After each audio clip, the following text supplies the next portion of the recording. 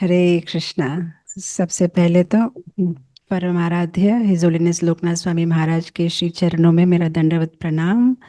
उनकी ब्लेसिंग से आज का सेशन आरंभ करेंगे। शिल प्रभुपाद की जय। हरे कृष्णा। हरे कृष्णा।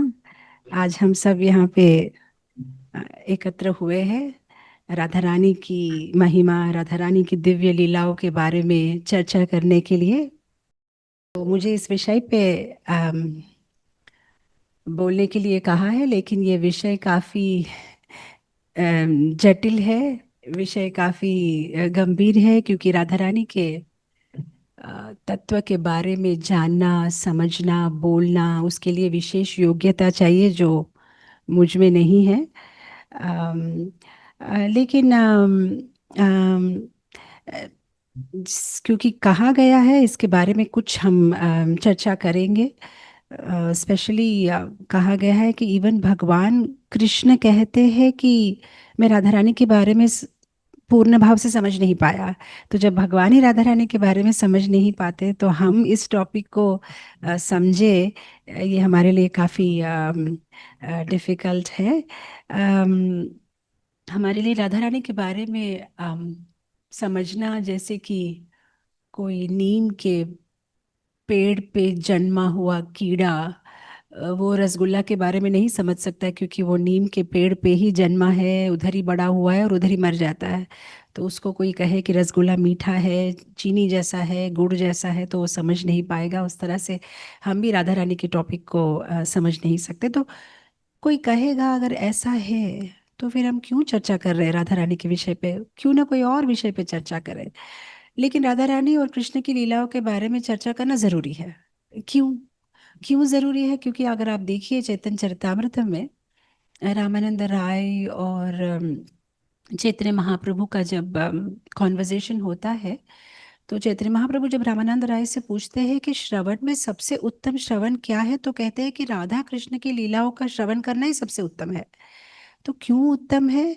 क्योंकि इस भौतिक संसार के जो जीव है वे नश्वर प्रेम, माने यहाँ भौतिक संसार का जो पुरुष और स्त्री के प्रेम की चर्चाओं में काफी दिलचस्पी दिखाते हैं, और फिर वो सारी चर्चा करके अपने मन को अपवित्र कर देते हैं। तो इसलिए बहुत जरूरी है कि वे राधा कृष्ण की दिव्य प्रेम लीला के बारे में सुने, सो दैट उनका मन पवित्र हो जाए। तो अच्छा है, इसीलिए हमें राधा कृष्ण की लीलाएं सुननी चाहिए। लेकिन यहाँ पे और एक समस्या है।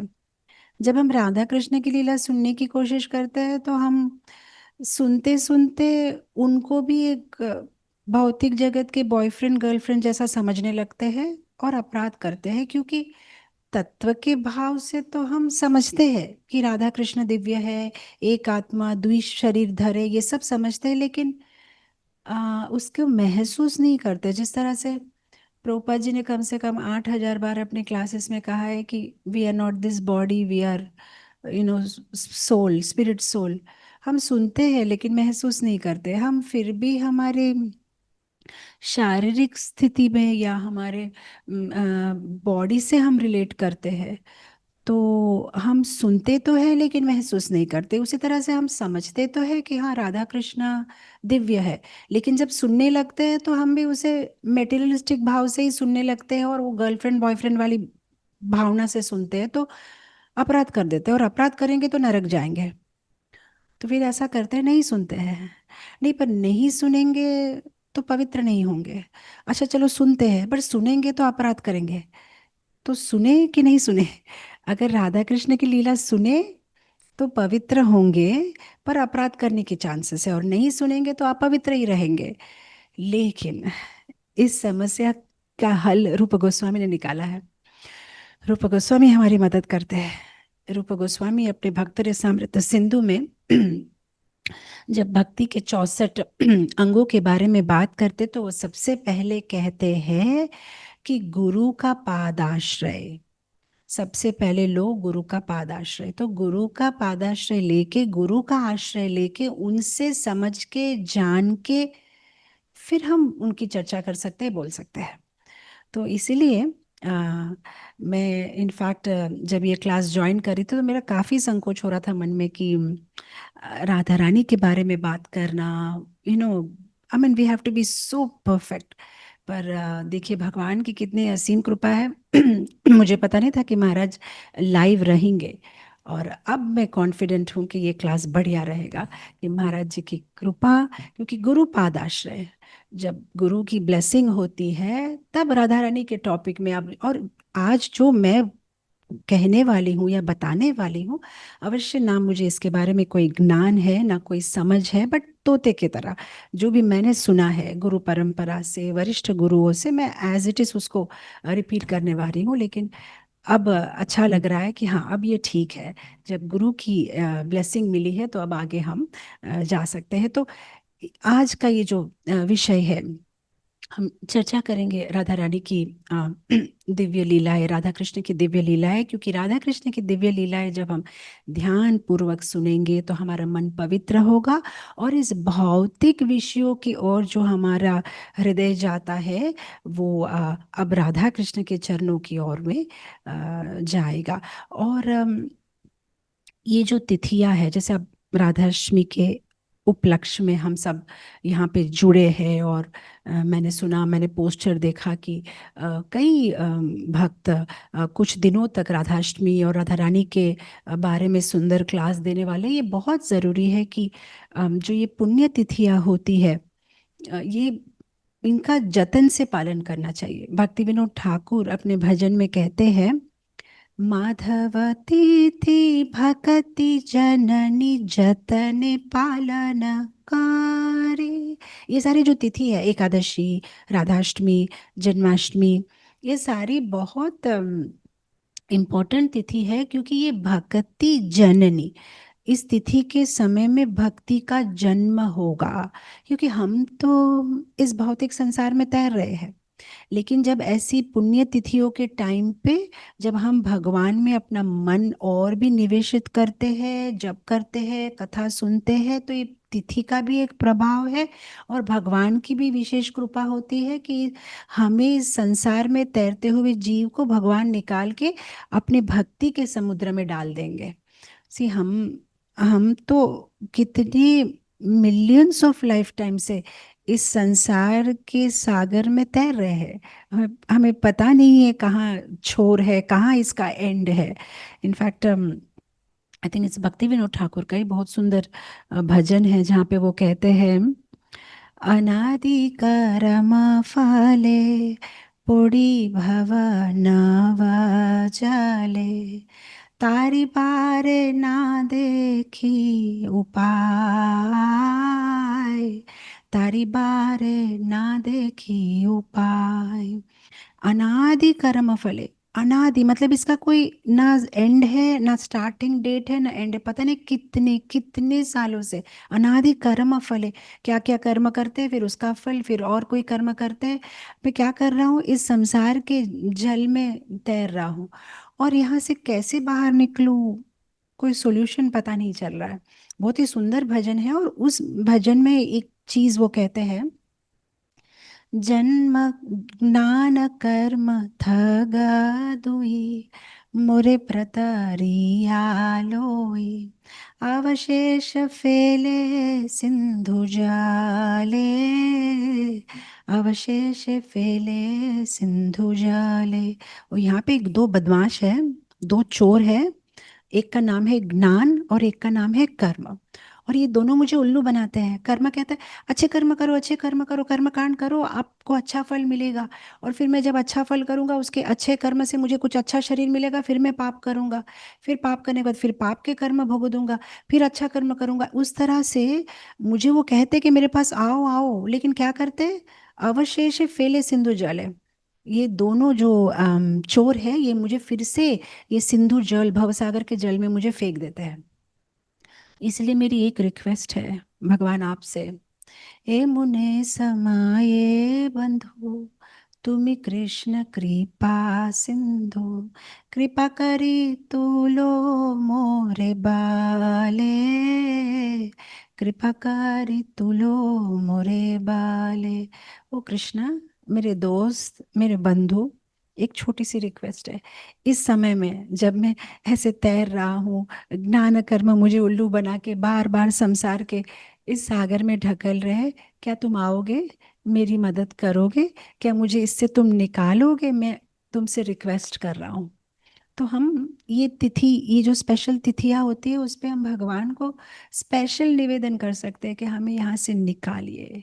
तो भगवान की कथा जब हम सुनते हैं, जप करते हैं, सेवा करते हैं, इस तिथियों का सुंदर तरीके से पालन करते हैं, तब हम इस संसार के चक्र से बाहर निकल सकते हैं। भगवान की सेवा करना, भगवान को प्रेम करना, और ये जब भगवान के बारे में जितना सुनेंगे तभी जाके भगवान से प्रेम होगा। भगवान के बारे में सुनना, भगवान की सेवा करना, सेवा बहुत इंपॉर्टेंट है। जब तक हम भगवान की सेवा नहीं करेंगे, भगवान से प्रेम नहीं होगा। ये बहुत इंपॉर्टेंट है। कभी कभी भक्त सोचते हैं हम किसी से प्रेम करते हैं ना, इसलिए उनकी सेवा करते हैं। नहीं, हम जब उनकी सेवा करते हैं ना, तभी उनसे प्रेम होता है। अदरवाइज वो प्रेम केवल नाम का प्रेम है। मतलब कहा जाए तो the love of the fish. कभी कभी ऐसे कोई कहता है ना, आई लव फिशेस, मुझे फिश बहुत अच्छी लगती, मतलब वो कहना चाहते हैं कि मैं फिश खाना पसंद करता हूँ। तो हमारा भी संसार का प्रेम यही है। हम जब किसी को कहते हैं ना, मैं आपसे बहुत प्यार करता हूँ, मतलब आप मेरे इंद्रिय तृप्ति का कारण है। पर अगर रियल लव माने, जब हम उनकी सेवा करते हैं, लव मीन्स सर्व, एंड जब हम सर्व करते हैं तभी हमारा लव बढ़ता है। आज देखिए, माता पिता अपने बच्चों को इसलिए प्रेम करते हैं क्योंकि वे उन्हें बड़ा किए हैं, उनकी सेवा किए हैं, रात रात जागे हैं, तभी उन पे वो प्रेम बढ़ता है। आप देखिए, एक माता जब स्कूल से अपने बच्चों को लेने जाती है, हजारों बच्चे हैं, सब ऐसे आ रहे हैं, सब सुंदर सुंदर है, लेकिन उसे अपना बच्चा ही दिखाई देता है, क्योंकि उसने अपना समय, अपनी शक्ति, अपना प्रेम, सब कुछ इस पे निवेश किया है। और इसीलिए, क्योंकि इसी हम लोग बहुत सेल्फिश लोग हैं। हमें हमें हमेशा अपना आनंद चाहिए। हमारे लिए अपनी चीज़ें, अपना आनंद बहुत इम्पोर्टेंट है। और जब हम हमारी एनर्जी, हमारा पैसा, हमारा शरीर किसी चीज़ में निवेश करेंगे जो हमें बहुत प्रिय है, तो जिसमें निवेश करेंगे वो चीज़ भी हमें प्रिय हो जाएगी। इसलिए बहुत ज़रूरी है कि हम भगवान की सेवा करें, उनके उनके ध्यान करें। जब ऐसा करेंगे, उनको मतलब जो है उनकी सेवा में हमारा धन लगाए, शरीर लगाए, मन लगाए, तब जाके भगवान से हमें प्रेम होगा। क्योंकि जो हमारा प्रिय है, हमने भगवान में निवेश किया है। क्योंकि हमें हमारा शरीर बहुत प्रिय है, हमें हमारा समय बहुत प्रिय है, हमें हमारा पैसा बहुत प्रिय है। तो ये बहुत ज़रूरी है कि हम भगवान की सेवा करें। तो इसलिए मैं क्यों इस सेवा के बारे में जोर दे रही हूँ, क्योंकि आज हम ऐसे कुछ भक्तों के बारे में चर्चा करेंगे जिन्होंने ये किया है, जिन्होंने भगवान को सेवा किया है, जिन्होंने हमें बताया है कि भगवान को प्रेम करना मतलब क्या, प्रेम की परिभाषा क्या है। प्रेम की परिभाषा आचार्य बताते हैं, आत्मेंद्रिय प्रीति वांछा तारे बोले काम, कृष्णेंद्रिय प्रीति इच्छा धरे प्रेम नाम। जब हम अपने लिए काम करते हैं तो ये अपने लिए, अपना आनंद के लिए करते हैं, तो ये काम है। लेकिन जब हम कृष्ण की प्रीति के लिए, कृष्ण की इच्छा पूर्ति के लिए जब हम सेवा करते हैं, तो वो धरे प्रेम नाम, ये है प्रेम। और कैसे कृष्ण को प्रेम किया जाए, कैसे कृष्ण की सेवा की है, ऐसे सुंदर भक्त, सबसे स्पेशल भक्त, कृष्ण की सेवा में सबसे उत्तम भक्त की चर्चा हम आज करेंगे। और वो आप समझ चुके होंगे अब तक कि कौन है वो कृष्ण के उत्तम भक्त, जो कृष्ण के लिए ही हंसते हैं, कृष्ण के लिए ही बोलते हैं, कृष्ण के लिए गाते हैं, कृष्ण के लिए खाते हैं, कृष्ण के लिए चलते हैं, कृष्ण के लिए ही जीते हैं, कृष्ण के लिए ही सांस लेते हैं। और वो है व्रज गोपिया। बिल्वमंगल ठाकुर अपने गोविंद दामोदर माधवेति स्तुति में इतनी सुंदर बात कहते हैं कि ये गोपिया, ये व्रज गोपिया भगवान को इतना प्रेम करती है कि उनके मन में, उनके हृदय में कृष्ण के सिवाय और कुछ है ही नहीं।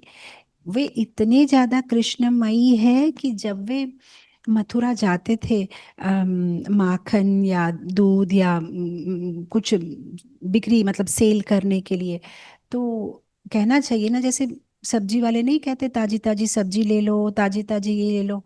लेकिन ये गोपियाँ इतनी कृष्णमयी थी कि वे ऐसा नहीं कहते थे कि ताजा ताजा दूध ले लो, माखन ले लो। क्योंकि वे कृष्णमयी थी, वो कहते थे कृष्ण ले लो, ताजा ताजा कृष्ण ले लो। तो बिल्वमंगल ठाकुर बहुत सुंदर एक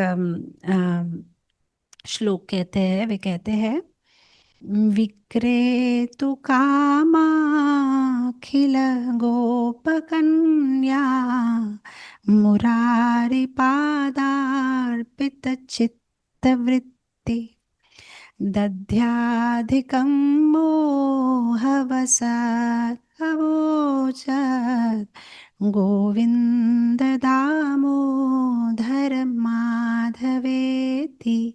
गोविंद को ले लो, दामोदर को ले लो, माधव को ले लो, ऐसे वो एक कृष्ण को सेल कर रही है मार्केट में, क्योंकि वे कृष्ण के सिवाय उनके मन में, वाणी में, स्मरण में, आंखों में, उनको हर जगह बस कृष्ण दिखाई देते हैं, कृष्ण के स्मरण होते हैं, कृष्ण के बारे में सुनते हैं और कृष्ण के बारे में बोलते हैं। और यही हमें भी करना है, या ये हमारे जीवन का गोल है, ऐसा चैतन्य महाप्रभु कहते हैं।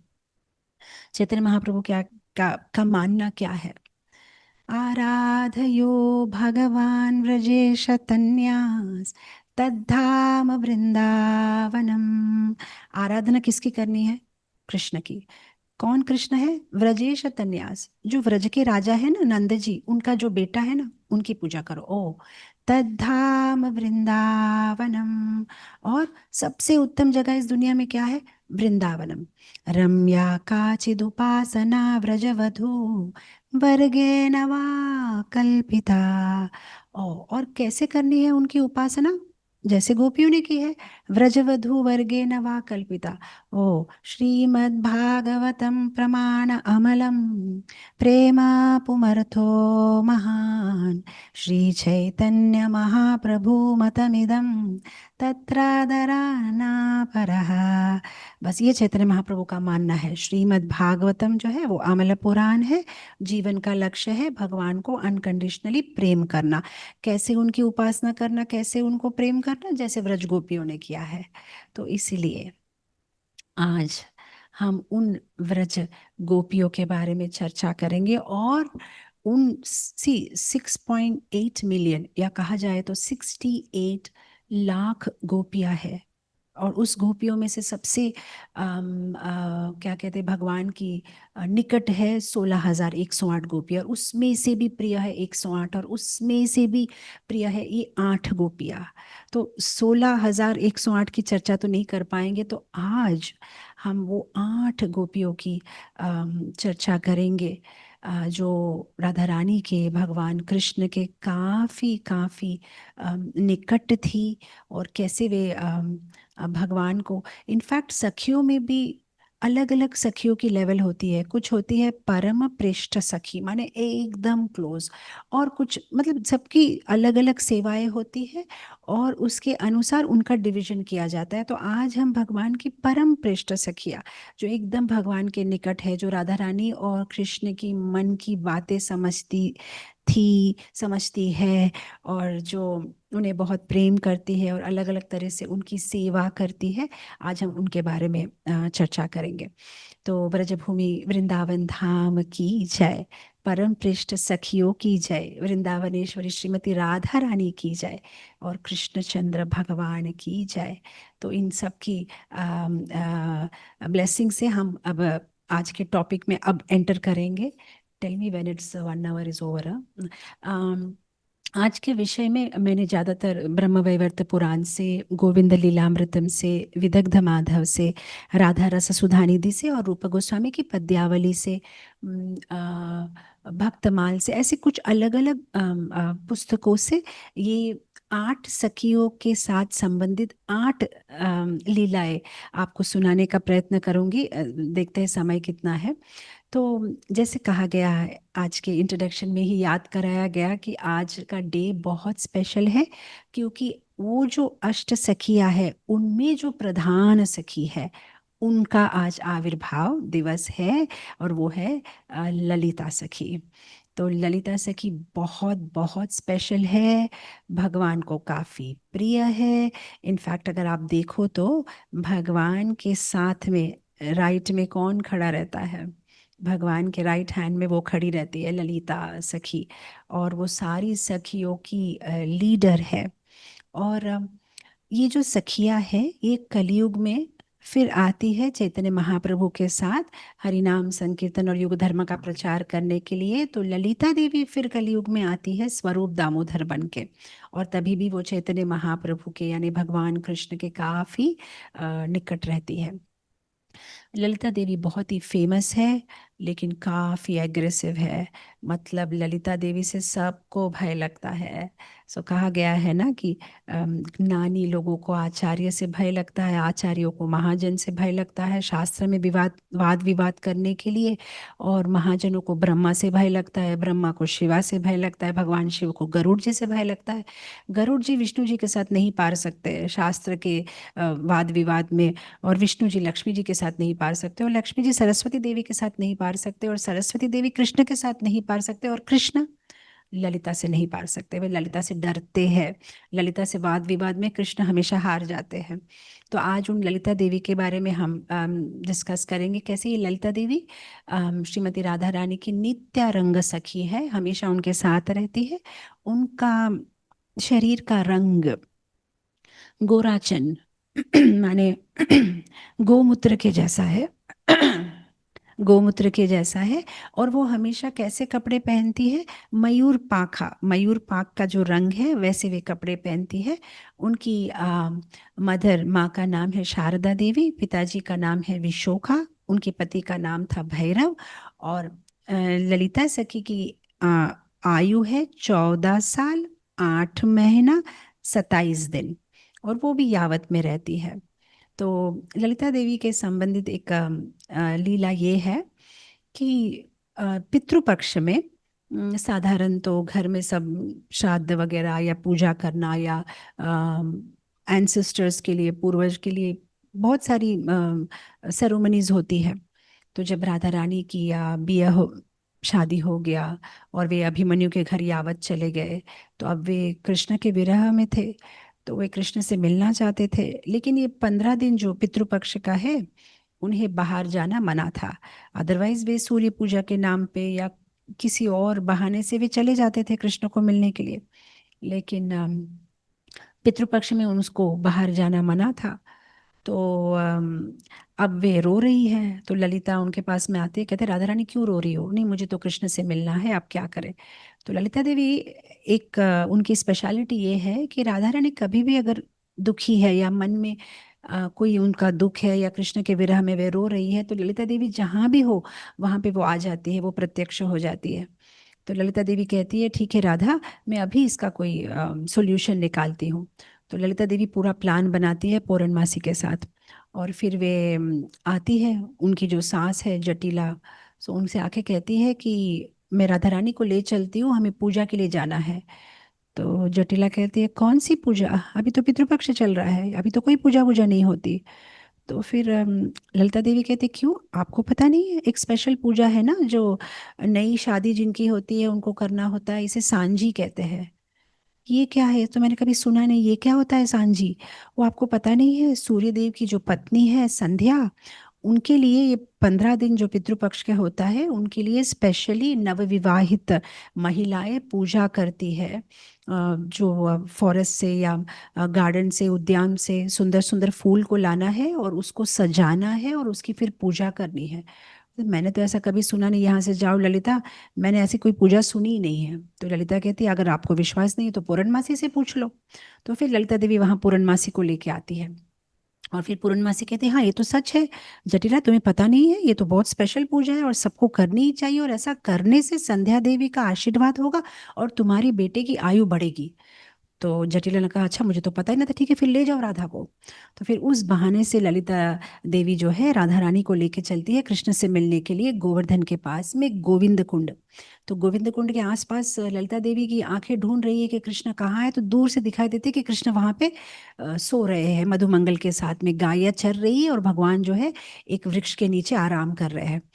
तो ललिता देवी राधा रानी से कहती है, राधा देखो गोविंद कुंड के उस पार कुछ काले नीले सुंदर सुंदर फूल दिखाई दे रहे हैं, चलो हम उधर चलते हैं।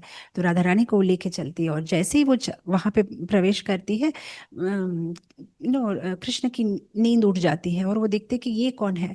तो साथ ही साथ में कृष्ण कहते हैं, ओह यहाँ कौन आया है, ओ मैं ललिता हूँ। ओ तुम यहाँ क्यों आई हो? मैं कुछ फूल लेने आई हूँ। यहाँ से तुम फूल नहीं ले सकती हो, ये सारा जंगल मेरा है, ये फूल मेरे हैं। तो उस तरह से जो है कृष्ण ललिता के साथ में जो है तर्क करना आरंभ करते हैं। और ललिता कहते हैं, ये जंगल तुम्हारा कब से हो गया? तो दोनों जब ऐसे तर्क कर रहे हैं तो कृष्ण कहते हैं, तुम्हारे पीछे ये कौन है? कोई सुंदर सी गोपी खड़ी है, इसका नाम क्या है? ये गूंगी बहरी है क्या? बोल नहीं पाती क्या? कुछ बोल क्यों नहीं रही है? तो ललिता कहती है कि ये किसी से बोलती नहीं है और ऐरे गहरे लोगों से तो बिल्कुल बात नहीं करती है। तो तुम यहाँ से जाओ, हमें बहुत काम है, आज शाम को हमारी पूजा है, हम पूजा के लिए फूल लेने के लिए आए हैं। तो फिर से कृष्ण उनको रोकते हैं, लेकिन मैं तुमको फूल लेने नहीं दूंगा। तो जब ये सारी बातें चल रही है, राधा रानी के आंखों से पानी निकल रहा है, मतलब आंसू निकल रहे हैं, क्योंकि इतने दिनों के बाद जो उन्होंने कृष्ण को देखा है, तो उनकी जो आंसू है वो सारे नीचे गिर रहे हैं, और एक एक आंसू में कृष्ण का प्रतिबिंब दिख रहा है। तो राधा रानी अपनी अपना जो है नीचे करे हुए है अपना सिर, और एक एक अपनी आंखों के अश्रु के जो बूंद है उसमें कृष्ण का प्रतिबिंब देख रही है, और खुश हो रही है कि कम से कम कृष्ण को देख पा रही है। और कृष्ण ललिता के साथ में तर्क कर रहे हैं। और फाइनली ललिता कहती है कि मैं यहाँ क्यों आई? मुझे लगा था कुछ सुंदर यहाँ पे फूल होंगे, लेकिन यहाँ पे फूल नहीं है, यहाँ पे तो एक कौवा है जो का कर रहा है, और मेरे सिर में दर्द हो रहा है इस कौवे के वजह से। तो ये भगवान कहते हैं कि मैं केवल ये कह रहा हूँ कि मेरी परमिशन के बिना तुम यहाँ से फूल नहीं ले सकते हो। तो वो कहते हैं, क्यों नहीं ले सकते? हम है वृंदावन के जो है, हम वृंदावन की रानियां है, हम वृंदावन के अधिपति है। तो इस तरह से दोनों के बीच में काफी तर्क होता है, और तर्क वितर्क के बाद में जो है भगवान राधा रानी की तरफ देखते हैं और उनका हाथ पकड़ लेते हैं। और फिर ललिता वहां से चली जाती है, और उस तरह से ललिता देवी के अरेंजमेंट के वजह से पितृपक्ष के जो 15 दिन है उसमें रोज राधा रानी जो है कृष्ण को मिलने आ पाती है, और दोनों को जो है ललिता देवी मिलाती है। तो ये जो है ललिता देवी का मेन सर्विस है, राधा और कृष्ण को मिलाना। और राधा रानी और कृष्ण के बीच में अगर कभी कोई झगड़ा हो जाए तो उस झगड़े को मिटाना, ये उनकी सेवा है। तो ये है जादुई अश्रु के बिंदु की कहानी, कि कैसे ये जादुई अश्रु है जो जब नीचे गिरे, एक एक अश्रु में भगवान का प्रतिबिंब राधा रानी को दिख रहा था, और किस तरह से राधा रानी ने बड़े ही आनंद से जो है कृष्ण का जी भर के दर्शन किया। तो ये है ललिता सखी से संबंधित एक सुंदर सी कथा। अब हम जाएंगे दूसरी सखी की ओर। सारी वरिष्ठ गोपियों में दूसरा स्थान है विशाखा देवी का। विशाखा देवी बहुत बहुत स्पेशल है, और विशाखा देवी और राधा रानी का आविर्भाव एक ही दिन होता है। इसलिए तो राधाष्टमी के दिन हम विशाखा देवी का आविर्भाव भी हम उसे बहुत ही ग्रैंडली मनाते हैं, और स्पेशली यहाँ हम मनाते हैं क्योंकि यहाँ हमारी जो जगह है विशाखापट्टनम। तो ऐसा माना जाता है कि यहाँ के जो राजा थे विशाखा वर्मा, वे विशाखा देवी को बहुत प्रेम करते थे, उनकी आराधना करते थे, और इस जगह का नाम भी है विशाखापट्टनम। तो विशाखा देवी की पूजा आराधना भी करते थे। तो इसलिए स्पेशली इस्कॉन विशाखापट्टनम में, हालांकि यहाँ हमारा अष्टसखी मंदिर तो नहीं है, केवल राधा कृष्ण है, लेकिन राधाष्टमी के दिन हम विशाखा देवी का आविर्भाव भी बहुत ही धूमधाम से मनाते हैं। तो विशाखा देवी वे राधा रानी की काफी काफी क्लोज है। अगर आप देखो तो माधव की इस और ललिता खड़ी रहती है, तो राधा रानी की इस और विशाखा देवी खड़ी रहती है। विशाखा देवी की उम्र है 14 साल 2 महीने और 15 दिन। इवन राधा रानी की भी सेम उम्र है। इनफैक्ट हमारे गोपाल गुरु गोस्वामी के जो शिष्य है ध्यानचंद्र गोस्वामी, उनकी एक पुस्तक है जिसमें वो बताते हैं कि हमेशा राधा रानी यही यही एज कॉन्स्टेंटली यही है राधा रानी की एज, ना वो कभी एक दिन बड़ी होती है ना छोटी। 14 साल 2 महीना 15 दिन, यही राधा रानी की एज है। तो गौर गोविंद अर्चन स्मरण पद्धति, किताब में ये उन्होंने सबकी एज दी हुई है। उनकी माता का नाम है दक्षिणा देवी, उनके पिताजी का नाम है पावन गोपा। और विशाखा देवी की एक्सपर्टीज ये है कि वे कौतुका मतलब जोक्स बहुत करती है, इतना हंसाती है भगवान को, तो बहुत ही ह्यूमरस है। और वो भी बहुत परफेक्ट काउंसलर है, मतलब दोनों के बीच में कुछ हो जाए तो इनको मनाना फिर इनको मनाना, ये। लेकिन झगड़ा करने में भी बहुत निपुण है। कुछ भी अगर कृष्ण मतलब राधा रानी को किसी भी तरह से तंग करेंगे तो विशाखा देवी पहले जाके झगड़ा करेगी। लेकिन Vishakha Devi is very very very dear to Krishna. So Vishakha Devi से संबंधित एक सुंदर कथा है। राधा रानी एक बार विशाखा से कहती है, विशाखा मुझे अच्छे से सजाओ। और क्यों? मुझे जाना है कृष्ण से मिलने। लेकिन क्यों? नहीं, मैं कृष्ण से नृत्य सीखना चाहती हूँ। तो विशाखा देवी हंसती है, क्या आप उनसे नृत्य सीखेंगे? वो क्या जाने नृत्य, वो तो उसको तो नाचना आता ही नहीं है। आप है गंधार्विका, आप सुंदर गाती है, आप सुंदर नृत्य करती है। इनफैक्ट आपके शरीर के रोम रोम में, मतलब एक एक जो है नटराज जैसे आपके शरीर के जो रोम रोम होते, वो भी जब हवा से झूलते तो लगता है कि कोई निपुण नटराज नृत्य कर रहा हो। आप क्या सीखेंगी उनसे? तो राधा रानी कहती है, ऐसा मत कहो ललिता, सबसे हम कुछ ना कुछ सीख सकते हैं। कृष्ण ने मुझे विशेष रूप से कहा है कि वो नया कुछ नया नृत्य सीखे हुए हैं, तो मैं उनसे सीखना चाहती हूँ। तो जब राधा रानी नहीं मानती है तो ललिता कहती है, विशाखा देवी कहती है, तो ऐसा करो ना, उनको कहो कि यहाँ आके आपको सिखाए। तो राधा रानी कहती है कि जो प्यासा है वो कुआं के पास जाता है कि कुआं प्यासा के पास आता है? प्यास मुझे लगी है, सीखना मुझे है, तो मुझे जाना चाहिए ना उसके पास, वो कैसे मेरे पास आएंगे? अब फाइनली विशाखा देवी उनको कन्विंस नहीं कर पाती है, तो ठीक है मान जाती है और राधा रानी को बहुत सुंदर तरीके से सजाती है। तो सुंदर तरीके से राधा रानी को सजाती है और फिर रानी फाइनली राधा रानी पहुंच जाती है राधा कुंड, श्याम कुंड के पास। और वहाँ पे कृष्ण और राधा रानी मिलते हैं और कृष्ण राधा रानी को अलग अलग नृत्य के बारे में सिखाते हैं। देखो राधा, नृत्य भी अलग अलग प्रकार के होते हैं।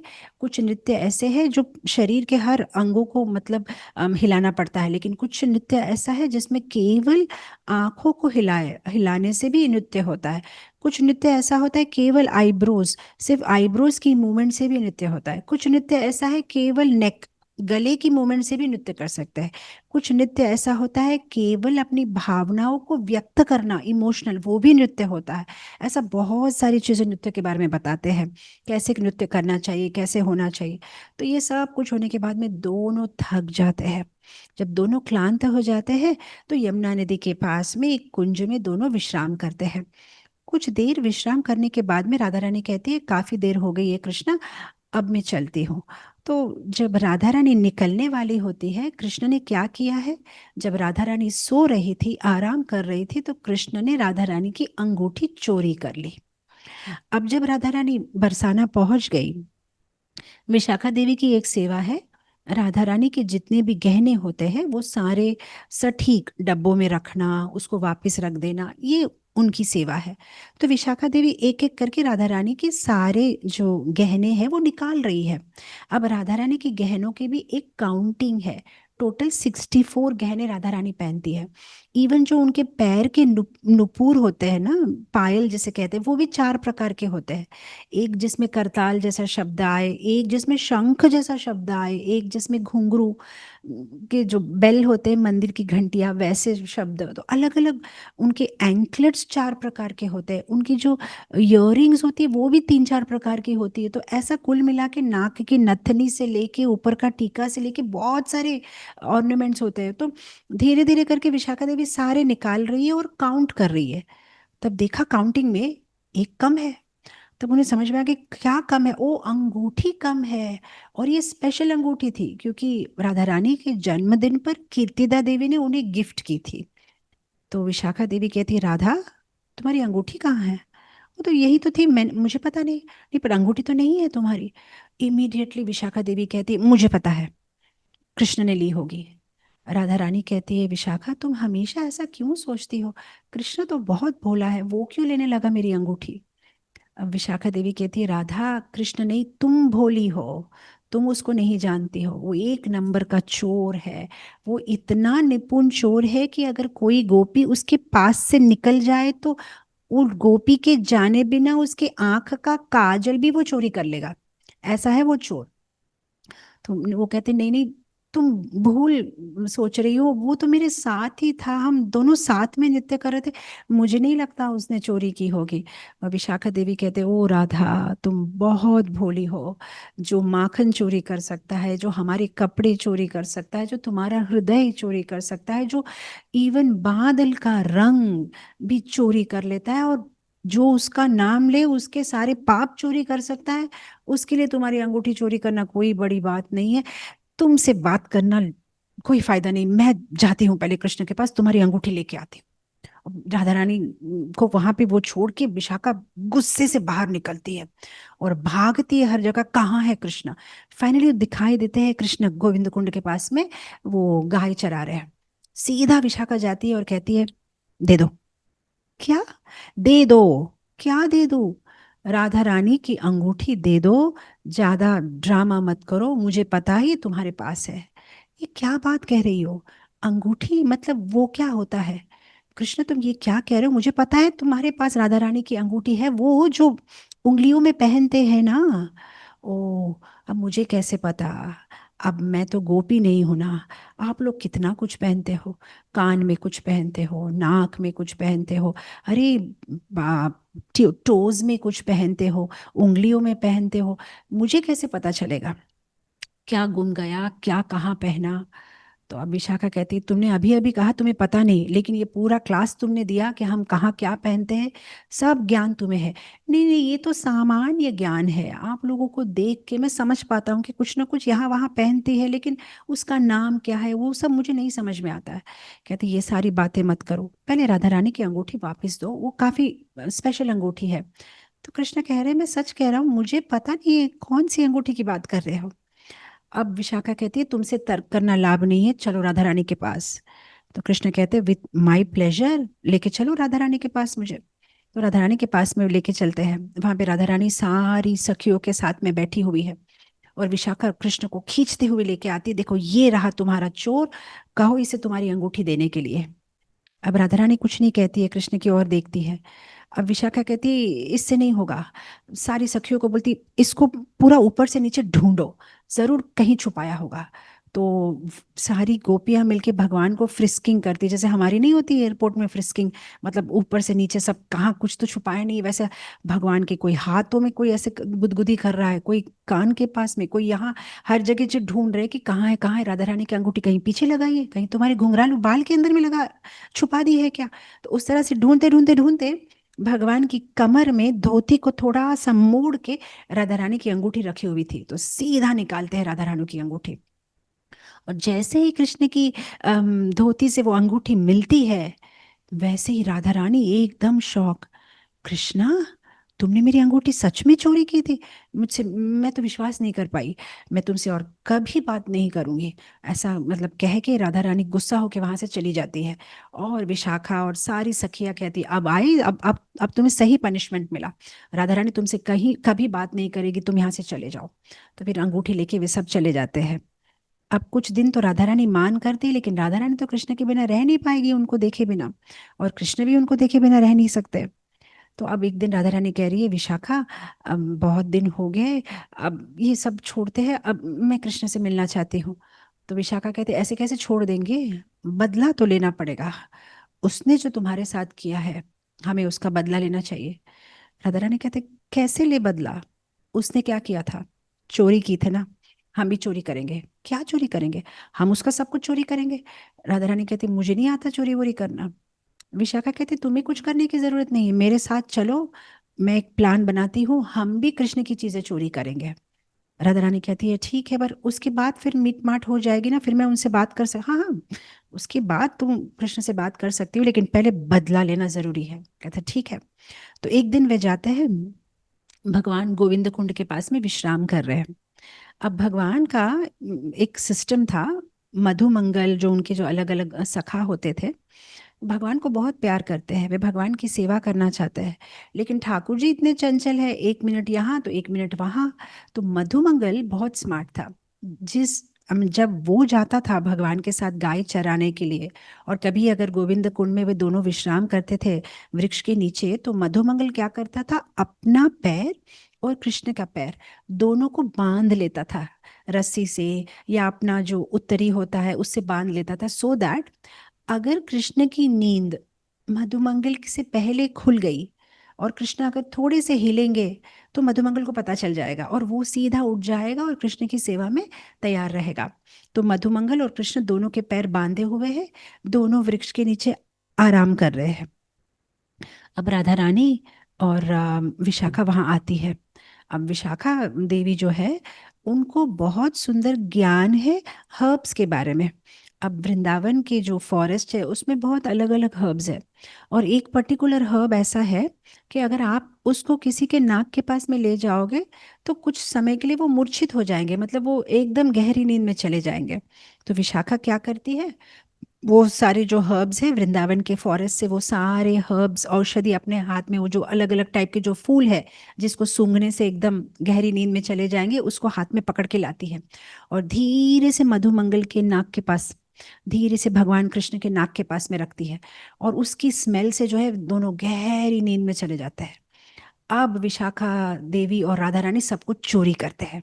भगवान का जो मोर पंख होता है, उनकी जो फ्लूट होती है, उनकी जो पीताम्बरी कपड़ा होता है, उनकी जो हर्डिंग स्टिक होती है, जो भी उनकी मतलब हर एक चीज भगवान की, उनकी वेणु फ्लूट सारी चोरी कर लेते हैं और उस सबको एक कपड़े में डालते हैं। जो उनकी चुन्नी होती है ना, जैसे गर्ल्स पहनती है, उसको बांधते हैं और फिर राधा रानी को पकड़ के दोनों भागते हैं। भागते भागते आधा जाके विशाखा बोलती, एक इंपॉर्टेंट चीज मैं भूल गई, मैं अभी आती हूँ।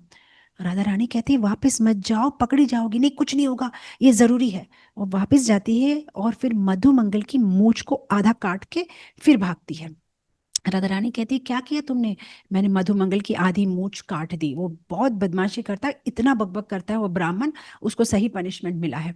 और मूंछ काटने के बाद में दोनों राधा रानी और विशाखा इतना हंसते हैं, हंसते और भाग के जो है बरसाने के पहाड़ पे चढ़ जाते हैं और अपने अपने जो है कमरों में चले जाते हैं। अब यहाँ पे कुछ देर बाद, जब वो फूल जो औषधि है उसका जब ये कम हो जाता है प्रभाव, तो भगवान उठते हैं और उठ के सीधा मधुमंगल को देखते हैं और हंसने लगते हैं, कहते हैं मधुमंगल देखो किसी ने तुम्हारी मूंछ काट दी है। मधुमंगल कहता है मेरी तो मूंछ काटी है कान्हा, तुम्हारा तो सब कुछ गया, देखो तुम्हारा ना मोर पंख है, तुम्हारा ना वेणु है, सब गया, किसी ने चोरी की है। और दोनों एक साथ में बोलते हैं राधा, राधा ने ही की है, बदला लिया है, क्योंकि हमने उनकी चीज ली थी, मैंने उनकी अंगूठी ली थी, उन्होंने मेरी सारी चीज ले ली, अब क्या करे। अब मधुमंगल तो काफी स्मार्ट है। इनफैक्ट बहुत बार जब मैं ये कथा सुनाती हूँ तो भक्त कहते, पर माता जी ये तो सारे छोटे बच्चे थे, मूंछ कहाँ से आ गई। पर मधुमंगल जो है, कहा गया है कि वे भगवान कृष्ण से 8 years 56 days बड़े थे, तो उनकी मूंछ थी। तो मधुमंगल बहुत स्मार्ट ब्राह्मण है, तो वो कहते कृष्ण को, मेरे पास में एक प्लान है, चिंता मत करो, हम कुछ करेंगे, हमारी चीजें हम जरूर वापस लेंगे। तो अब दोनों प्लान बना के एक सखी का वेश धारण करते हैं। कृष्णा एक बूढ़ी सखी का वेश धारण करती है और मधुमंगल भी, और दोनों जाके बरसाना का जो पहाड़ है उसके नीचे दोनों जोर जोर से रोना शुरू करते हैं, और रोते रोते श्यामा श्यामा श्यामा भगवान का नाम लेते हैं, कृष्णा कृष्णा ओ कान्हा। तो दोनों जब ऐसा रो रहे हैं और स्पेशली जब भगवान का नाम ले रहे हैं, तो राधा रानी का तो मतलब, जहाँ कोई कृष्ण का नाम कहेंगे तो राधा रानी आकर्षित हो जाती है, जहाँ राधा रानी का नाम कोई उच्चारण करता है तो भगवान कृष्ण आकर्षित हो जाते हैं। तो जैसे ही वे श्यामा श्यामा कहते हैं, तो राधा रानी उनकी सखियों को बोलती है कौन कृष्ण का नाम ले रहा है, कौन है, कौन इतना रो रहा है, उनको ऊपर लेके आओ। तो ये लोग जाते हैं और इन दो सखियों को, मतलब द सो कॉल्ड सखी, मतलब मधुमंगल और कृष्ण को ऊपर लेके आते हैं राधा रानी के पास। फिर राधा रानी उनको पूछते हैं कि आप लोग रो क्यों रहे हो, पर वो रोते ही जा रहे, जवाब नहीं दे रहे। फिर विशाखा देवी पूछते कि अरे थोड़ा थामो, इतना क्यों रो रही हो। तब मधुमंगल बोलता है, क्या कहूँ मैं सखी, मेरी जो ये सखी है, ये कृष्ण के प्रेम में जो है पागल हो चुकी है। कृष्ण को देखे बिना एक पल भी नहीं रह सकती है। वो कृष्ण कृष्ण कृष्ण कह कह के रो रही है, और हमें कृष्ण के दर्शन नहीं हो रहे हैं। तो जैसे ही राधा रानी ये बात को सुनती है, राधा रानी तो परम दयालु है और उनका तो ये काम ही है सबको कृष्ण से मिलाना। तो राधा रानी कहती है कि अब क्या करें, मैं तो कृष्ण से बात नहीं कर रही हूँ, और कृष्ण की सारी चीज़ें तो मैं चोरी करके आई हूँ। अब तो मैं उनको कृष्ण के पास ले नहीं जा सकती, अब मैं क्या करूँ। तो राधा रानी सोच रही है क्या किया जाए, और ये और भी जोर से और भी जोर से, कृष्ण जो बूढ़ी सी सखी बनी हुई है और भी जोर से रो रहे हैं। तो राधा रानी पूछती है कि नाम क्या है तुम्हारी सखी का, इतना रो रही है। अब सब कुछ प्लान किया था, लेकिन नाम क्या रखेंगे वो प्लान नहीं किया था। अब मधुमंगल सोचता है नाम नाम नाम, तो अब मधुमंगल रोते रोते उसको पूछता है, पर हमारा नाम क्या है, नाम नाम क्या बोलूं। तो कृष्ण कहते बोल दो कुछ भी, नहीं नहीं क्या बोलूं, नहीं कह दो श्याम प्रेमी सखी। तो ये कहती ये इसका नाम है श्याम प्रेमी सखी है, ये बहुत रो रही है कृष्ण के लिए। राधा रानी कहते अरे नाम भी कितना सुंदर है, श्याम प्रेमी सखी, अरे रे। अब राधा रानी और विशाखा चर्चा करते हैं कि अब करे तो क्या करे, क्योंकि अगर और थोड़ी देर ये रोते रहेंगे तो मर जाएगी, दोनों अपना प्राण छोड़ देंगे। तब विशाखा को एक आइडिया आता है। विशाखा देवी कहते अरे राधा, मेरे पास में एक सोल्यूशन है, एक काम करो, हम कृष्ण का सब कुछ चोरी करके आए हैं ना, तुम कृष्ण के जैसे सज लो। तुम कृष्ण का पीताम्बरी, उनका मुकुट, उनका मोर पंख, उनकी वेणु, ये सब तुम पहन के बाहर आओ। तो उस तरह से जो है वे कृष्ण को देखा ऐसा उनको जो है फील होगा, कम से कम कुछ क्षण के लिए जो है वो शांत हो जाएंगी। तो राधा रानी ने कहा ये बहुत अच्छी आइडिया है। तो राधा रानी पूरा पूरा जो भी उन्होंने कृष्ण से चोरी किया था, उनकी हर्डिंग स्टिक, उनकी मुकुट, सब कुछ पहन के ऐसे करके राधा रानी बाहर में आती है, और ऐसे त्रिभंग रूप से खड़ी रहती है। और एक सेकेंड के अंदर, मतलब कहा गया है कि एक एक क्षण में, और कृष्ण क्या करते हैं, जैसे ही राधा रानी आती है उनका सामान लेके सब बाहर में, वैसे ही कृष्ण एक क्षण में सब कुछ लेके वहां से भागते हैं। और जैसे ही, मतलब किसी को पता भी नहीं चला कि उस एक क्षण में क्या हुआ।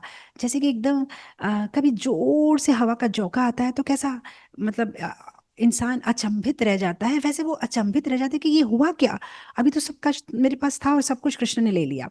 और कृष्ण और मधुमंगल भागते वहां से, और फिर विशाखा देवी भी भागती है उनके पीछे और कहते अरे मधुमंगल रुको। और फिर विशाखा देवी क्या करती है, मधुमंगल का जहाँ पे उन्होंने मूंछ काट दी थी वहां पे हाथ अड़ाती है, मतलब हाथ टच करती है, और मधुमंगल की मूंछ वापस आ जाती है।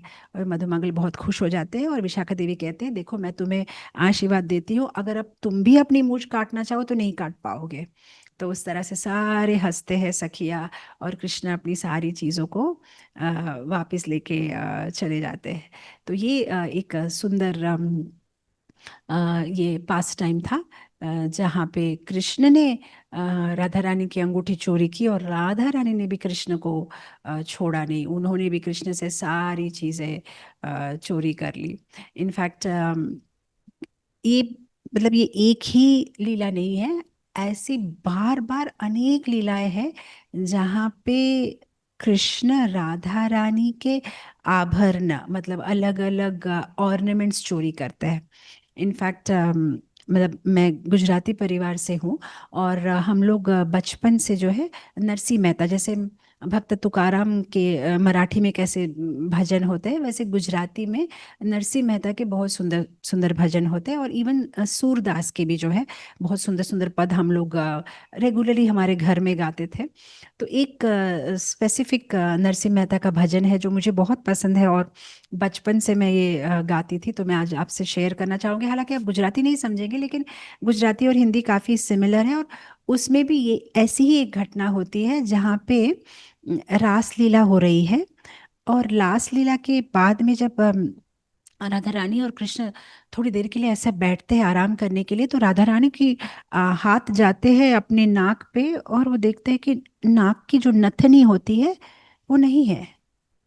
तो वे देखते कि मेरी नथनी तो यही थी, ये और ये स्पेशल थी क्योंकि ये भी कीर्तिदा देवी ने उनको दी थी, बहुत सुंदर नथनी थी। तो इमीडिएटली देखते कि मेरी नथनी कहाँ गई, और हर जगह वे ढूंढती है अपनी नथनी की। लेकिन फिर वो समझ जाती है कि ये नथनी तो कृष्ण ने ही चुराई होगी। तो नरसिंह मेहता का इसमें भजन है जहाँ पे वे तो ये लीला को देख रहे हैं, और साक्षात इस लीला को देखते हुए वे अपने भजनों में लिखते हैं। तो वे कहते हैं नागर नंद जी ना लाल, रास रमंता मारी नथनी खोवानी। नागर नंद जी ना लाल, नागर नंद जी ना लाल, वो भगवान से कहती है नंद जी के कुमार, नंद जी के बेटे, आपसे एक बात शेयर करना चाहती हूँ। अभी हम लोग रास कर रहे थे ना, रास डांस कर रहे थे ना, खेलते खेलते मेरी नथनी कहीं गिर गई है। तो अब भगवान ऐसे मुंह करते इनोसेंटली कि नथनी मतलब ये क्या होता है? तो भी कहती है कान्हा जड़ी होए तो आल, अगर तुमने ली है तो दे दो। कान्हा ऐसा मुंह मत बनाओ इनोसेंटली, वो मेरी बहुत इंपॉर्टेंट नथ है, मेरी माँ ने मुझे दी थी। रास रमंता मारी नथनी खोवाणी। अब कृष्ण कहते हैं कि मुझे तो पता भी नहीं वो कैसी दिखने में कैसी थी, तुम कह रही हो कि मेरे पास है, मुझे पता नहीं क्या थी वो नथनी। कहती है नानी नानी नथनी ने माही चढ़ेला हीरा, वो छोटी सी थी, उसमें अलग अलग हीरे थे। नथनी आपो ने मारा सुभद्रा ना वीरा। अब ये सारी एक्सप्लेनेशन मुझसे मत सुनो, सुभद्रा के वीरा मतलब सुभद्रा के भाई, ज़्यादा एक्टिंग मत करो प्लीज़, मेरी नथनी वापस दे दो। भगवान कहते फिर तुमने ऐसी छोटी नथनी तुमने खरीदी ही क्यों, तुमने ली ही क्यों? तो कहती नहीं नहीं, छोटी नहीं थी, मीडियम साइज की थी। तो वहां पे वो कहती है छोटी नथनी जब मैं पहनती हूँ ना, तो मेरे नाक में मैच नहीं होती है, और जब बड़ी नथनी पहनती हूँ तो मेरे नाक में ऐसे ऐसे झूला खाती है। इसलिए मैंने मीडियम साइज की नथनी थी वो, कृष्णा मेरी नथनी वापस दे दो। नानेरी पहरू तो मारे मुखे ना शोभाए, मोटेरी पहरू तो मारे मुख पर झोला खाए।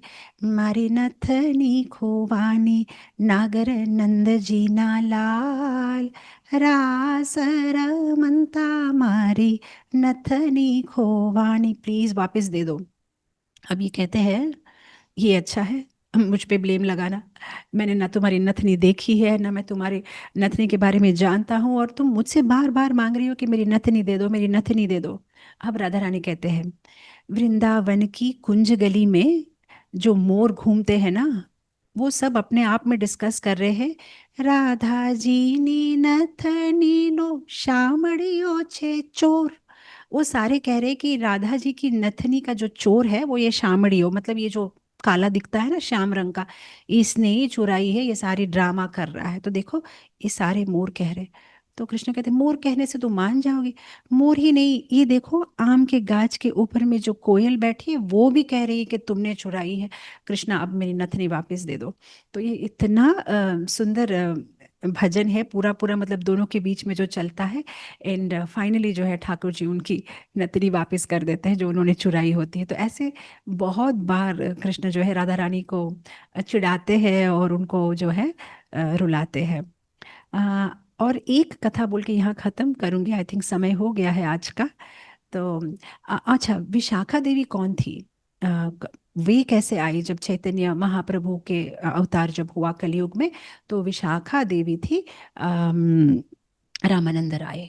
तो रामानंद राय है विशाखा देवी, एंड स्वरूप दामोदर है ललिता सखी। और अब हम एक और सखी का लेके आज यहाँ खत्म करेंगे, चंपकलता। चंपकलता कलयुग में आते हैं शिवानंद सेन बन के। चंपकलता भी सारी वरिष्ठ गोपियों में उनका तीसरा स्थान है। उनका जो कॉम्प्लेक्शन है वो चंपक फ्लावर जैसा है, इसलिए जो है मतलब चंपकलता जो नाम है, क्योंकि वो चंपक का फ्लावर जैसे वो दिखती है सुंदर। और वो ब्लू कलर के कपड़े पहनती है, राधा रानी से एक दिन की छोटी है। उनके पिताजी का नाम अरमा और माँ का नाम वतिका देवी है। और चंपकलता देवी किस चीज़ में एक्सपर्ट है? सारे फ्रूट्स फ्लावर्स वृंदावन के जो फॉरेस्ट में वो सारे जमा करना इस चीज़ों में, और कुकिंग, बहुत सुंदर कुकिंग करती। इनफैक्ट उनका नाम है, उनका पेट नेम है मिष्टी हस्त। मतलब इतनी सुन जो भी बनाती है इतना मीठा इतना अच्छा बनाती है, और इतनी सुंदर सुंदर टाइप की स्वीट्स बनाती है कि उनका नाम ही है मिष्टी हस्त, जिनके हाथ बहुत मीठे हैं। और अलग अलग चीज़ों को क्ले से बनाना, इसमें भी इनका बहुत एक्सपर्टीज है। तो यहाँ पे क्या होता है, इनफैक्ट ये जो मैं लीला बताने वाली हूँ, ये आप ये पुस्तक जानते होंगे भक्तमाल, जो भक्त नभाग ने जो लिखी है। इसमें बहुत सुंदर सुंदर कहानियां होती है। जो उनके जो ग्रैंड सन थे प्रियदास, इन्होंने इस वृत्तांत को विस्तार से बताया है। तो एक बार ऐसा होता है कि चंपकलता देवी जो है वे सूर्य पूजा के लिए यमुना नदी के पास में जाती है, पानी भरने के लिए अपना मटका लेके जाती है कि पानी भरूंगी, सो दैट सूर्य पूजा के लिए फ्लावर्स वाटर ये सब अरेंजमेंट उनका सेवा था। तो जब वो यमुना की ओर गई कि अभी मैं पानी भरूंगी, तो उन्होंने दूर से क्या देखा कि यमुना के अंदर में भगवान कृष्ण और मधुमंगल दोनों कुछ खेल रहे हैं। तो चंपकलता ने सोचा कि मैं खेल में डिस्टर्ब करूंगी तो ठीक नहीं होगा, थोड़ा सा देखती हूँ क्या खेल खेल रहे हैं। तो चंपकलता क्या करती है, एक झाड़ के पीछे ऐसा छुप के वो खेल देख रही है कि दोनों क्या कर रहे हैं। तो क्या खेल हो रहा है उधर, भगवान मधुमंगल से कह रहे, मधुमंगल तुम्हारी गेंद मुझे दे दो। मधुमंगल कहता है मैं नहीं दूंगा मेरी गेंद, क्योंकि तुमने कल श्रीदाम की गेंद ली थी और तुमने गुमा दी थी कृष्णा, मेरी गेंद भी तुम गुमा दोगे, मैं नहीं दूंगा। भगवान कहते प्रॉमिस, अब इस बार पक्का नहीं घुमाऊंगा, मेरे विश्वास करो। तुम्हारे कोई भी वादा का मुझे विश्वास नहीं है, तुम झूठ बहुत बोलते हो कान्हा। नहीं, मैं इस बार झूठ नहीं बोल रहा हूँ, मैं तुम्हारी गेंद नहीं घुमाऊंगा, नहीं मैं नहीं दूंगा गेंद। दोनों तर्क कर रहे हैं। तो फाइनली कृष्ण कहते अच्छा मधुमंगल, अगर मैंने तुम्हारी गेंद घुमा दी, मैं तुम्हें नई गेंद ला के दूंगा। तो फाइनली दोनों मान जाते हैं और यमुना नदी में दोनों जो है मतलब ये गेंद का गेम शुरू करते हैं। तो मधुमंगल कहता है देखो कान्हा, मैं गेंद दूर से फेंकूंगा, अगर तुमने पकड़ लिया ठीक है, लेकिन अगर तुमने कैच मिस किया तो तुम बन जाओगे मेरे घोड़े, और अगर मैंने मिस किया तो मैं बन जाऊंगा तुम्हारा घोड़ा। ठीक है, तो दोनों खेल रहे हैं और चंपकलता पीछे से देख रही है वृक्ष के पीछे से। तो खेलते खेलते जो है एक बार कृष्ण ने कैच मिस कर दिया। अब मधुमंगल बोला ओ मैं जीत गया, आप बन जाओ मेरे घोड़े। तो भगवान बन गए उसके घोड़े। तो मधुमंगल भगवान पे ऐसे बैठे और भगवान घोड़ा पैरी पैना करके उनको ले जा रहे हैं। तो दोनों बहुत ही सुंदर से खेलते खेलते खेलते खेलते खेलते यमुना से थोड़े दूर तक चले गए। तो अब चंपकलता सोच रही है अरे और कितनी देर खड़ी खड़ी ये लीला देखूंगी, मेरे भी तो बहुत सारे काम है। तो वो जाती है यमुना के पास में और उसका जो मटका है उसको पानी भरती है। लेकिन मटका जब खाली होता है तो भारी नहीं होता, लेकिन जब पानी से भरते हैं तो काफी भारी हो जाता है। तो मटके में जब पानी भर लेती है तो भर तो लिया, पर उसको उठा के सिर पे रखने के लिए किसी की मदद चाहिए। तो वो शुरू करती ए मदन मोहन, ए मदन मोहन, कृष्ण को बुलाती है कि जरा यहाँ आओ। अब कृष्ण कहते हैं मधुमंगल को, हे मधुमंगल, मदन मोहन कोई कह रहा है, मुझे बुला रहा है, मुझे जाने दो। मधुमंगल कहता है तुमने मुझे उल्लू समझा है, तुम मेरे घोड़े बने हो और इसलिए तुम कह रहे हो कि मुझे कोई बुला रहा है, मुझे कोई बुला रहा है। मैं नहीं भेजूंगा तुमको, तुम मेरे घोड़े हो, मुझे आगे लेके चलो, चल मेरे घोड़ा आगे चलो। अरे मैं सच कह रहा हूँ, मुझे कोई बुला रहा है। नहीं, मुझे तो नहीं सुनाई दिया। फिर से वो कहती है मदन मोहन, मदन मोहन। फिर मधुमंगल कहती ओ मदन मोहन, मदन मोहन तुम कैसे हो गए, मदन मोहन तो मैं हूँ। तुमने देखा ना आज मैंने कैसा खेला, एकदम तुम भी हार गए मुझसे। मैं हूँ मदन मोहन, मैं हूँ वृंदावन का मदन मोहन तो मैं हूँ। अब कृष्ण हंसने लगते हैं। अब ये फिर से कहती ओ नंद कुमार, ओ नंद गोपाल, नंद कुमार यहाँ आओ। कृष्ण कहते लेकिन ये तो मेरा ही नाम है, क्योंकि मैं ही हूँ नंद का बेटा और देखो मुझे कोई बुला रहा है। अब मधुमंगल कहता है देखो कृष्णा, मुझे तो लगता है कोई भूत है यहाँ पे, क्योंकि ये आवाज मुझे भी सुनाई दे रही है, कौन है ये हमें बुला रहा है। अब दोनों एक ही साथ में जो है मुड़ते हैं और देखते हैं दूर में ये गोपी बुला रही है। ओह ये कोई भूत नहीं है, ये बुला रही है हमको, चलो चलते हैं। अब दोनों जाते हैं, कहते क्या हुआ, क्यों बुलाया। कहते नंद कुमार कुछ नहीं, ये घड़ा है ना थोड़ा सा भारी है, थोड़ा मदद करो, मेरे ऊपर मेरे सिर पे रख दो। अब ये कृष्ण कहते क्या मैं तुम्हारे पिताजी का सर्वेंट हूँ, सेवक हूँ मैं खेल रहा था, इतनी दूर से तुमने मुझे इसके लिए बुलाया कि मैं ये घड़ा तुम्हारे सिर पे रखूं। तुम सोचती क्या हो अपने आप के बारे में, मैं राजा का बेटा हूँ, नंद महाराज यहाँ के राजा है और तुम मुझे इस काम के लिए बुलाते हो। मेरे घर में भी आज तक मैंने कोई घड़ा उठाया नहीं, कोई चीज यहाँ से वहां रखी नहीं, मैं नहीं करूंगा ये, तुमने मेरा पूरा खेल डिस्टर्ब कर दिया। अब ये कहती है कि चंपकलता कहती है इतना अभिमान कान्हा ये ठीक नहीं है। मधुमंगल की तरफ देखती, मधुमंगल तुम थोड़ी मदद कर दो। मधुमंगल कहते श्राप लगेगा, श्राप, ब्राह्मण से कोई काम नहीं कराता, ब्राह्मण की सेवा करता है, मैं आपको आशीर्वाद दूंगा, मेरी सेवा तुम करो, श्राप लगेगा तुमको, ब्राह्मण से सेवा नहीं करानी चाहिए। कहते अब तुम दोनों इतने बदमाश हो, छोटे बच्चे देखो किस तरह से बात कर रहे हो। मैंने क्या कहा, केवल थोड़ी सी मदद कर दो। हम नहीं करते कोई मदद, मदद। दोनों भाग गए। चंपकलता इतनी गुस्सा हो जाती है, वो कहती है कृष्णा कान्हा एक बात सुन लो, तुमने जो आज मेरे साथ किया है ना, मैं सीधा बरसाना जा रही हूँ यहाँ से, और राधा रानी को कहूंगी कभी तुमसे बात ना करे, देख लेना। हाँ बोलो, जिसको बोलना है बोलो। दोनों भाग जाते हैं। अब ये इतनी गुस्से में रहती है, वहां का वहीं उसको छोड़ देती है, उस मटके को। सीधा बरसाना भागती है, रोती हुई, भागती हुई। राधा रानी कहती है चंपकलता हुआ क्या, इतना क्यों रो रही हो? नहीं मैं बोल नहीं पा रही, नहीं बताओ हुआ क्या। नहीं तुम्हें पता नहीं आज कृष्ण ने क्या किया, इतनी बुरी तरह से मेरे साथ व्यवहार किया, और पूरा वृत्तांत सुनाती है। और मैंने उसको कह दिया है कि तुम उससे कभी बात नहीं करोगी। राधा नहीं करोगी ना बात उससे? राधा रानी ने कहा नहीं बात करूंगी, मैं बिल्कुल कृष्ण से बात नहीं करूंगी, मैं भी कृष्ण से गुस्सा हूँ। और वो एकदम शांति हो जाती है। फिर धीरे धीरे करके जो बरसाना का जो पहाड़ है उससे नीचे उतरते हुए आती है। जब नीचे उतरते हुए आती है, वो देखती है कि जब यहाँ से गई थी तब तो यहाँ कोई दुकानें नहीं थी। अब जब मैं नीचे आई, क्या मैं कोई रास्ता तो नहीं भटक गई? इतनी सारी दुकानें, और वहां पे देख रहे एक सुंदर सी दुकान है जहाँ पे सब ये चूड़ियाँ सेल कर रहे हैं। तो ये कब हुआ? पास में जाके देखती है, वहां पे एक बूढ़ी सी गोपी है जो चूड़ी सेल कर रही है, चूड़ी बिक्री कर रही है। तो कहते मैंने तो आपको पहले कभी नहीं देखा, आप क्या कोई पास वाले गांव से आई है? कहते हाँ मैं पास वाले गांव से आई हूँ, बूढ़ी हूँ, गरीब हूँ, दो बच्चे हैं मेरे, उनको बड़े करना है, ये चूड़ियाँ बेच के मेरा गुजारा चलाती हूँ। आप लेंगे कोई चूड़ी? कहते पर तुम्हारी चूड़ियाँ तो बहुत सुंदर है, ऐसी चूड़ियाँ तो हमने कभी नहीं देखी बरसाना में, कहाँ से लाई हो? ओ मुझे लगता है मैं तुम्हें राधा रानी के पास ले चलती हूँ, क्योंकि ये तो बहुत महंगी चूड़ियाँ है, और वो सारी चूड़ियाँ तुम्हारी खरीद लेगी और तुम्हारा सारा दुख भी दूर करेगी। तुम बिल्कुल चिंता मत करो, तुम चलो मेरे साथ, तुम्हारी जो बेस्ट चूड़ियाँ है सब ले लो, मैं अभी तुमको ले चलती हूँ राधा रानी के पास। तो जो सखी है, वृद्ध गोपी है, वो सारी चूड़ियों को एक कपड़े में बांधती है, और चंपकलता उनका हाथ पकड़ के उनको राधा रानी के पास ले जाते हैं और कहते हैं राधा रानी जल्दी बाहर आओ, जल्दी बाहर आओ, क्या हुआ? देखो चूड़ी बेचने आई है कोई, बहुत गरीब है बेचारी, इससे सारी चूड़ियाँ ले लेते हैं हम, और देखो कितनी सुंदर सुंदर चूड़ियाँ, ऐसे पहले कभी आपने देखी नहीं होगी। तो राधा रानी बोलती ठीक है दिखाओ दिखाओ, तो सारी चूड़ियाँ दिखाना शुरू करते हैं। और सारी चूड़ियाँ देखने के बाद राधा रानी बोलते हाँ मैं ये भी लूंगी वो भी लूंगी। फिर ये जो बूढ़ी सखी कहती है कि मैं आपको पहना दूँ चूड़ी, आपकी साइज की है कि नहीं? बोलता हाँ। तो राधा रानी अपना हाथ आगे करती है, और ये जो बूढ़ी सखी है वो राधा रानी को चूड़ी पहनाती है। और जैसे ही वो बूढ़ी सखी राधा रानी को छूती है चूड़ी पहनाने के लिए, अब क्या होगा? हम तो सब जानते हैं वो बूढ़ी सखी कौन है, वो कृष्ण है। तो जैसे ही कृष्ण जो राधा रानी को चूड़ी पहनाते हैं, राधा रानी जब कृष्ण को छूती है, कृष्ण राधा रानी को छूते हैं, राधा रानी को तो समझ में आ जाता है कि ये कौन है।